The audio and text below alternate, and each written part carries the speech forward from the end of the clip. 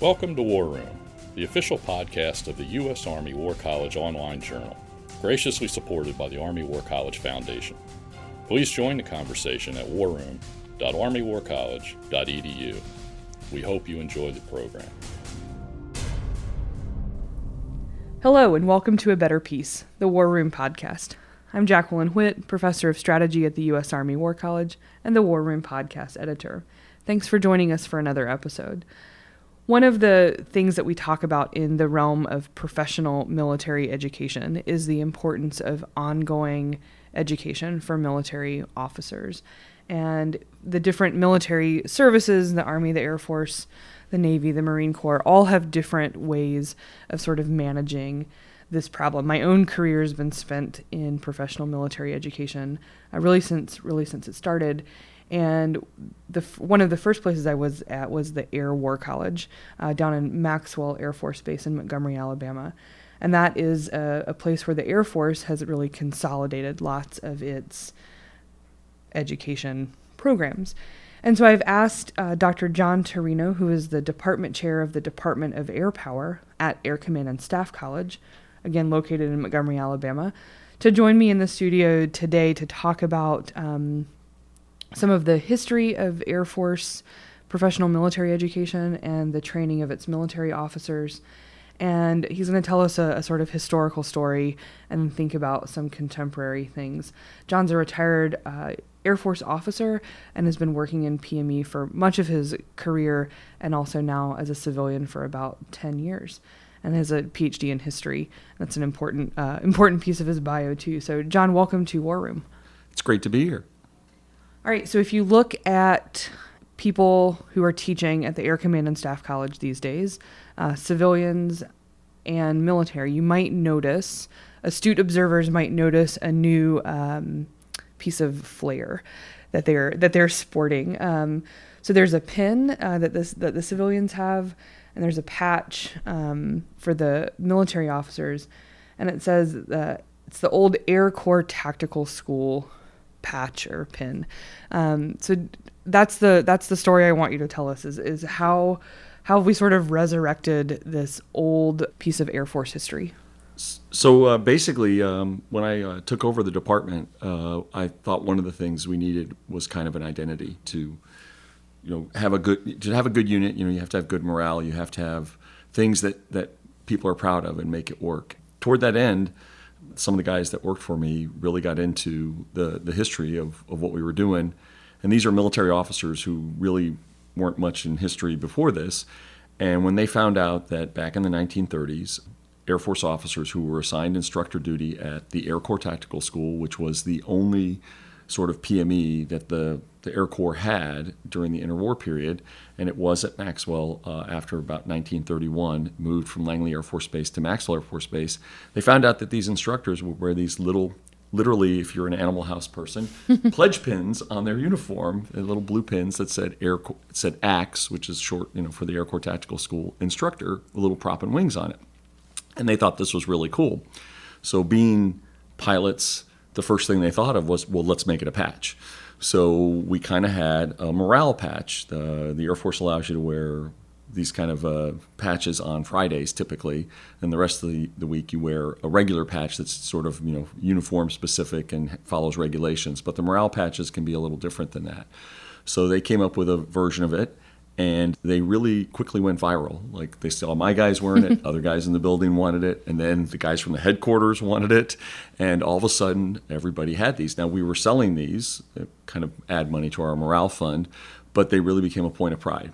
And we started giving them to some of our guest speakers, and thanks for them coming to do it. Kind of like some places you'll get a coin, which we also had a department coin, which was different because the rest of the school didn't have it.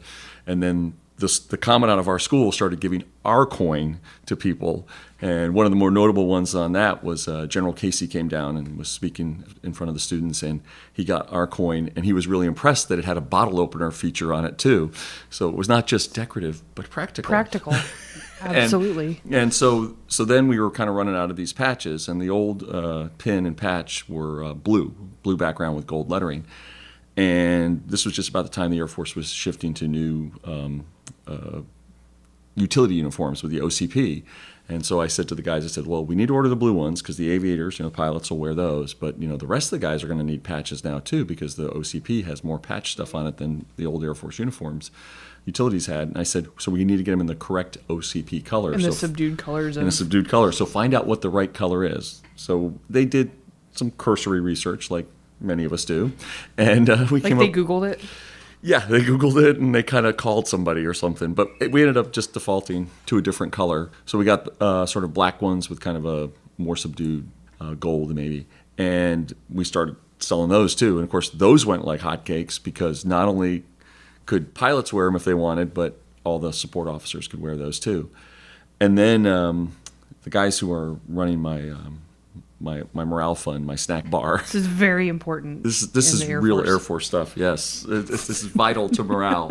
The most important officer that works for me is my snack officer, and surprisingly, it's rather competitive to who gets the job, and they've done some amazing things the last couple of years.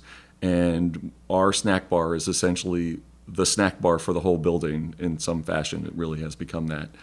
So they were kind of realizing there was kind of a marketing opportunity because the civilians didn't have it, and they really wanted to get back to what the original pin looked like in some sense. So they figured out how to get one of these on order, and literally this week we just got the first batch of these, and I posted one of them on Facebook, and all of a sudden people are posting all these memes of guys throwing money at you. Take my money, and there was almost a line outside my snack officer's office on Monday morning when these things came to work. To get the pen. So for morale, for identity, this is, I think, a really important piece of military culture, certainly 100%. To feel like you're part of a unit, to feel like you're part of a team and have that visual identity as well.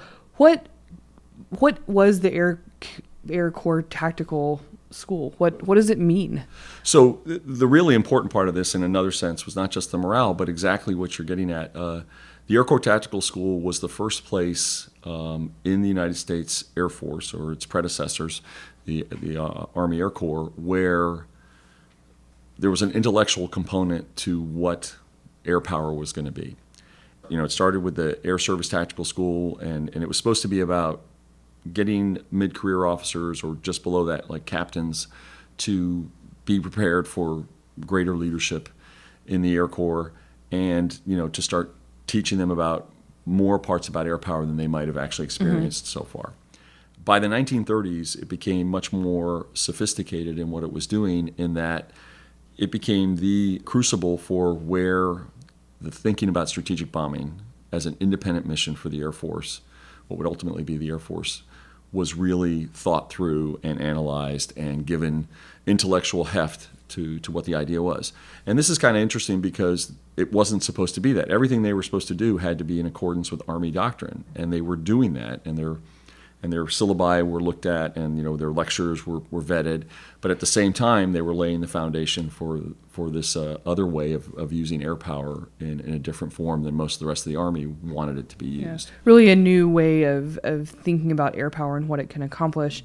It seems like there's a couple of things at play, right? So the interwar period is important. The fact that this is happening in the 1930s, as air power, as people are figuring out what air power can do and how to modify its uses from the First World War. But it's also at Maxwell, right? Correct. So what is the move to Alabama do for the Air Corps Tactical School and air power thinking more broadly? So I would say there's a couple things that happened because of that. So originally it was at Langley Air Force Base, which is still a premier Air Force base for the United States Air Force even until today. And ironically, one of a number of Air Force bases that are actually named after civilians. But Maxwell Air Force Base in Montgomery is named, like most other bases are, after an aviator who perished, usually in a plane crash in some way, shape, or form. And when the Air Corps Tactical School was moved to Maxwell, it came at a time when there was an increase in budget for the Air Corps at the expense of the rest of the Army. And so essentially Maxwell became a showpiece Air Force base. It has a certain architectural style because the Corps of Engineers created this sort of French revivalist kind of architecture. It's got a lot of red tile roofs on a lot of the buildings. The housing there is historic.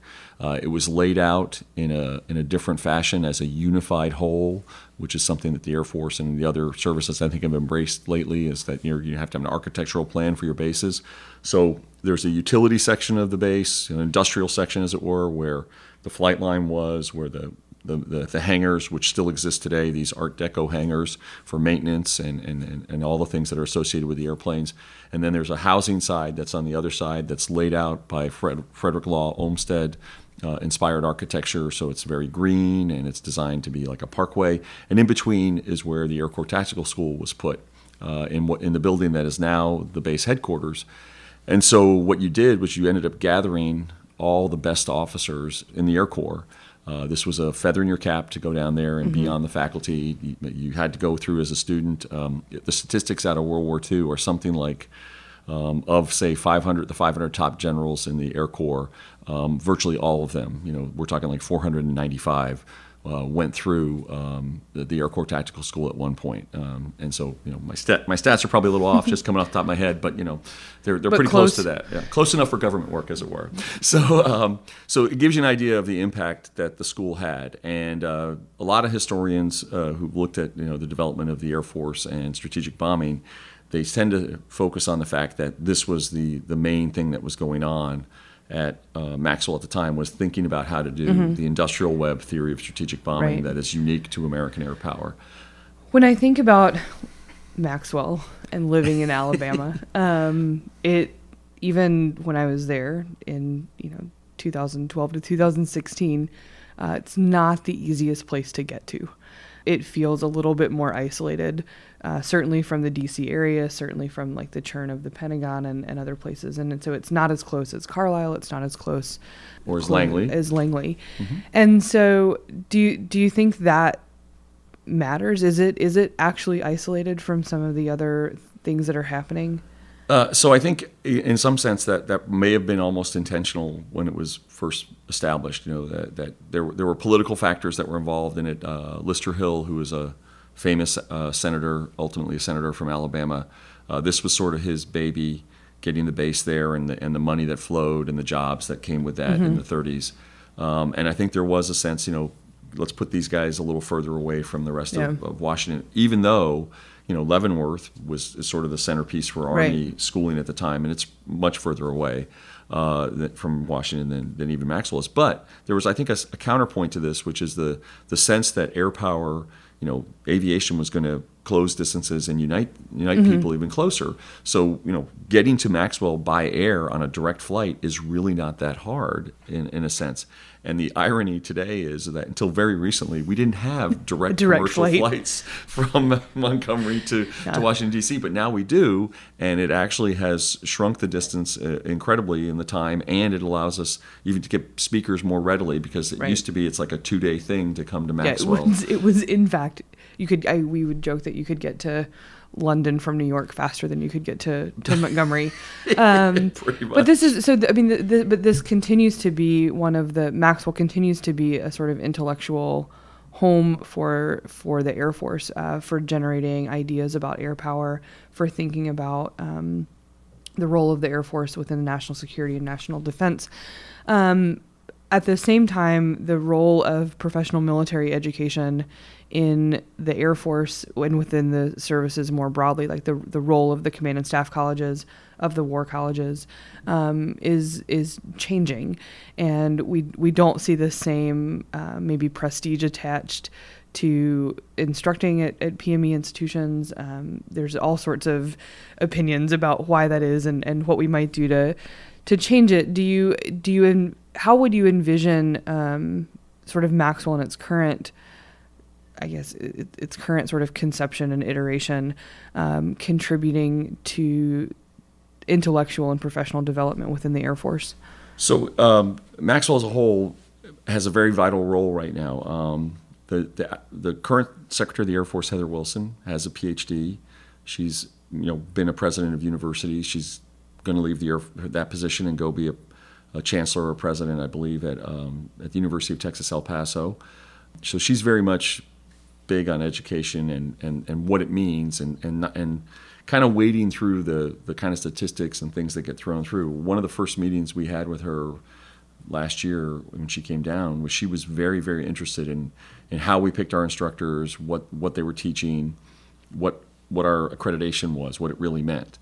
And so there's an initiative in the Air Force now, in spite of talking about this for the better part of 10 or 15 years, to actually value instructor duty again, and to make it prominent on people's records and pick people and board it, essentially, to pick the best instructors. And we're kind of at the Air Command Staff College on the leading edge of that in one sense, but the rest of Maxwell is kind of a part of that. So the current Air University Commander, General Cotton, recognizes that it's been very difficult to get people to Maxwell because of the geographic issues. There's lots of problems with public education in the city of Montgomery. We have one of the finest high schools, our magnet school, in the country, but at the same time, if you're not in the magnet school, it's very, right. very bad. So there are a lot of officers, potentially as instructors or students, and even civilian faculty who have been be a hard sell. Yeah, well, they've been offered jobs or been told they're coming, and they've either refused, looked elsewhere for employment, or come without their families. And there's an increasing number of officers who do that. And so part of this, everybody believes, is the educational issue. And it's ironic in a bad way that, the Center of Air Force Education, which has contributed so much over the last 75 years or so to the life of Montgomery, and, there's a lot of transplanted people like myself who live there. My youngest daughter is essentially a native Alabamian. I've been at Maxwell for so long in that sense, that have contributed to the intellectual growth and everything that goes on in Montgomery. And yet the public school system is failing, and it makes it very difficult to juxtapose how can this be in a place that values education so much. So when I say we're on the leading edge at the Air Command Staff College, one of the things we've been really doing in the last 5 years is increasing the quality of our faculty.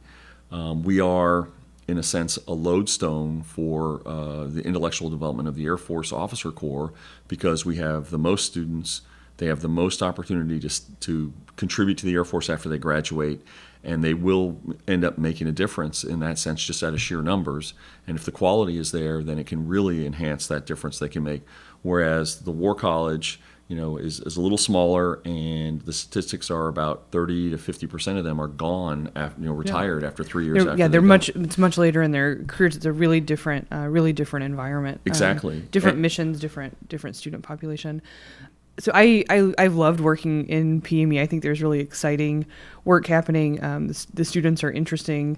They're not that different sometimes from students everywhere else. But what are some of the sort of exciting things that you're seeing within PME and within your world?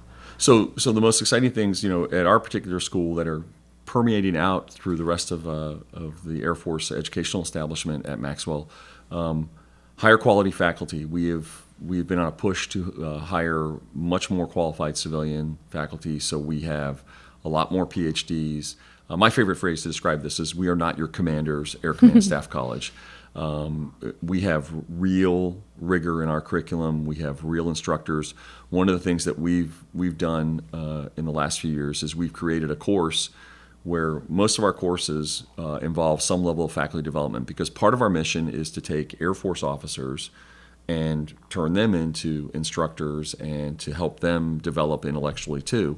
And that requires a lot of faculty development to get them ready to teach these kind of courses. Well, when you have, as we do now, about 50% of our faculty are civilian PhDs, we can take advantage of that, and we have courses, core courses, that are taught only by PhDs. So there's no faculty development for that, because this is essentially what those of us who've gotten those degrees were trained to do. Just like at a regular graduate school or undergraduate program, we would go and develop the syllabus and go teach the course. Right. And we wouldn't need all the kinds of support mechanisms that we have for people who are just learning as they're doing it. So that's made a big difference in terms of what the students expect from what we do. At the same time, the quality of our military faculty, which had gotten pretty low due to the demands of the war and other things, where we were being assigned non-volunteers to come and teach, right. People who didn't want to be there and didn't want to teach either, and would tell the students that it's a really difficult sort of combination of factors. Yeah, exactly. And teaching requires some degree of passion. It requires some degree of fluidity of mind and other things in the seminar environment to make it work. And if you just don't want to engage in that, there's going to be a little big problem. It's not going to be fun for anybody. There's not going to be a whole lot of learning and that defeats the whole purpose of everything. Yeah. So what we started doing was telling the Air Force, the personnel system, no, we're not going to take those officers, and we need to get higher quality officers. And some of the leadership of Air University, in particular General Quast, when he was there before he became the Air Education and Training Commander, he backed us to the hilt on this sort of stuff too.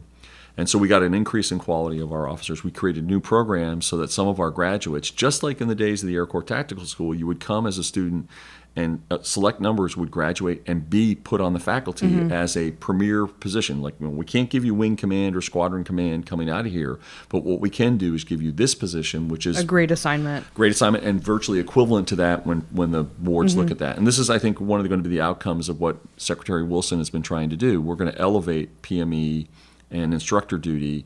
It's going to help the Air Force Academy, which has had similar problems getting faculty, because our personnel management has been structured towards, producing people who can go downrange in Afghanistan and Iraq, which is vital and important, but also at the same time at the expense of looking at career broadening in a holistically better sense for what it does for development of officers.